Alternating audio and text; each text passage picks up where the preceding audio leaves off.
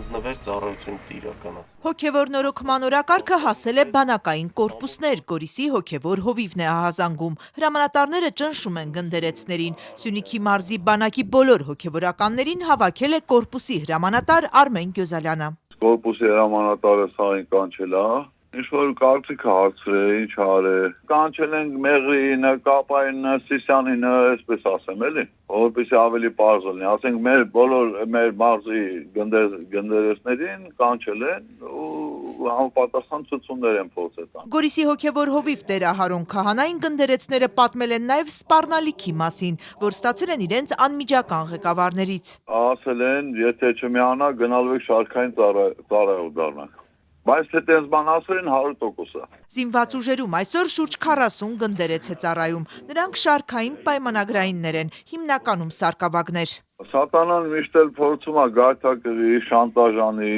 եւ այլն։ Դա նորմալ է։ Նա իրանք էլ երեխեք են, տղաներ են, այդ բանը ծառայում են։ Ես գիտեմ մի բան, որ Սուրբ գրքում 365 անգամ գրած է, մի վախեցիր, այդքան գրած է, ես քեզ հետ եմ։ Ոչ միայն Սյունիքում, բանակային բոլոր կորպուսներում համատարած գնդերեցներին փորձում են ներքաշել բարենորոգման արհեստական շարժման մեջ։ Մայրաթորի միաբաններից Հովհաննես Աբեղա Թորգոմյանը շեշտում է, 6 տարի բանակում հոգևոր ծառայություն է մատուցել։ Բանակը նվիրական կառույց է համարում, տեղեկությունը ստուգված է բողոքները հենց հոգևորականներից է լսել։ Մեծ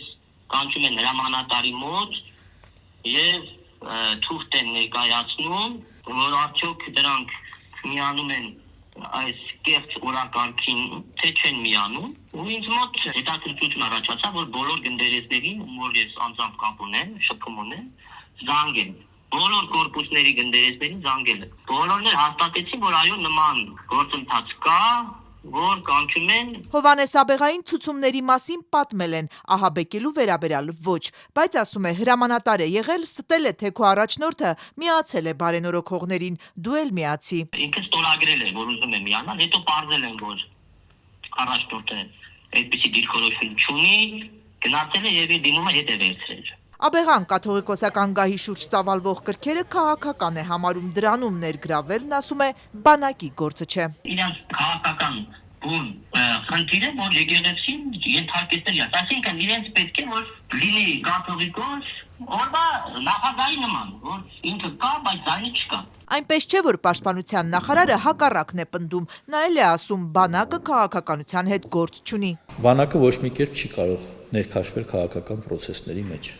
Սա ես բացառում եմ ամբողջությամբ։ Այդ դեպքում ինչու են զինվորականներն այժմ տարվել հոգևոր ռեֆորմով ու գնդերեցներից աջակցող հայտարարություններ են փորձում պոկել, ըստ որոշ քահանաների նաև սպառնալիքներով։ Պաշտպանության նախարարության խոսնակը գնդերեցների հետ հրամանատարական զրույցները չի բացառում է սպառնալիքները։ Գնդերեցների ընդհանուր առմամբ զինված ուժերի հոգևոր առաջնորդության առանձնահատկություններից մեկն այն է, որ նրանք տարատեսակ թեմաների շուրջ, զորամասերի հրամանատարության հետ ծառայողական եւ նաեւ ոչ ծառայողական թեմաների շուրջ բազմաթիվ քննարկումներ կարող են ունենալ։ Չէ՞ որ արկա են նաև միջանձնային հարաբերություններ, ինչ վերաբերում է գնդերեցներին այս կամ այն հարցի առնչությամբ սպառնալուն, ապա նման տեղեկատվություն պաշտպանության նախարարությունը չի ստացել եւ հերքում ենք այդ տեղեկատվությունը։ Մայրաթորից հայտարարում են իշխանությունների կողմից իրենց դիրքի չարաշահմամբ նման գործողությունների մեջ գնդերեցների ներքաշումը ու կիրառվող հարկադրանքները վտանգում են այս ինստիտուտի առաքելությունը ու դա լուրջ հարված է հայոց բանակին ու ազգային անվտանգության հիմքերին։